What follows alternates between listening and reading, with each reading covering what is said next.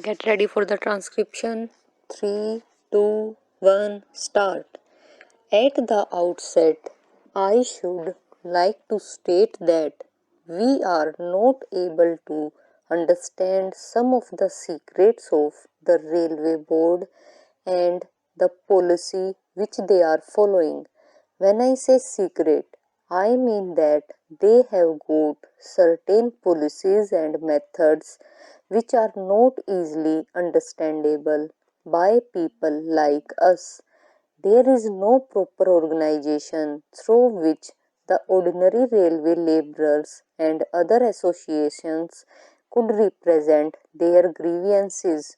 The Honourable Minister was pleased to say the other day that there is the Railwaymen's Federation, but I must tell him that the practical difficulty of all the unions in the railways is that they are not able to push their case through the Railwaymen's Federation. Another thing I would like to point out is that when representations are made to the Honorable Railway Minister or the Railway Board, in many cases we get a suitable reply, and as far as I have seen, we do get a suitable reply, but that is all. I would request the Honorable Minister to see that their cases are properly considered and something is done for them. The other day I represented to the Honorable Minister and also the Railway Board the case of the sanitary inspectors. They are classified as supervisory staff prior to 3rd May 2008.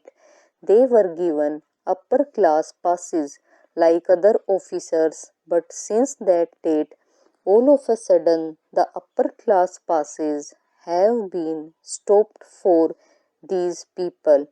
We do not understand why this discrimination should have been made against these sanitary inspectors. I would request the Honorable Minister to see that proper consideration is shown to them and to remove inconsistencies in this regard. Even though repeated representations have been made to the Railway Board and the Honorable Minister, the case of the running staff has never been properly considered at all. In the case of B grade firemen, all of a sudden the literacy qualification was introduced and people who have passed the SSLC examination have been taken directly as firemen. But what about the case of those who entered service before this literacy question was introduced? Some of them have put in more than 10 years of service. They were recruited by a staff selection board after proper examination. They were never required to pass the SSLC exam when they entered service. But suddenly, this literacy qualification has been introduced and their chances of promotion have been reduced. The number of persons affected is very small, and I would therefore request the Honorable Minister to look into their case favorably. Another point is about telegraph inspectors. They are the people who look after the maintenance of telegraph lines. They have been recruited in the normal manner and they are the people who have put in service of more than 10 or 15 years. The question of wireless inspectors came in at the time of war. They are now classified along with telegraph inspectors. Whenever certain appointments or grades are introduced, the case of the telegraph inspectors is overlooked. The wireless inspectors, who are called communication inspectors at present, came into the picture only at the time of war. Now, what happens is that the telegraph inspectors who have put in a service of more than 10 or 15 years and who look after the work which was used to be done by the wireless inspectors are neglected and overlooked. I hope their cases will receive the deepest consideration of government and a proper solution will be found. I know came to the grievance of travelling ticket examiners. Representations were made by them that they should be classified as running staff. They are not sitting staff.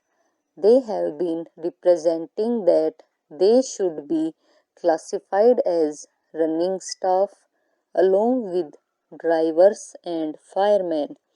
Their cases have also been overlooked. It is a small case and the railway board can easily understand it if only they have a mind to look into the matter. There are ever so many things, but I do not want to mention them all. I do not understand the secrets of the delay. According to the railway board, delay means 10 years. That is the minimum. I am not exaggerating. I shall give you an example. An estimate for constructing an overbridge was sanctioned 10 years ago. Nobody came there. I requested the Honorable Deputy Minister to visit that place. He was pleased to visit it. I must thank the Honorable Deputy Minister on behalf of my constituency. What happens is that we cannot be taking the Honorable Railway Minister or the Honorable Deputy Minister to each and every place where a work has to be executed. This is another point which I want the Railway Ministry as well as the Railway Board to bear in mind. People are nowadays afraid of traveling in aeroplanes, but I think that a reference to the volumes of papers supplied to us will show that accidents to trains are increasing day by day.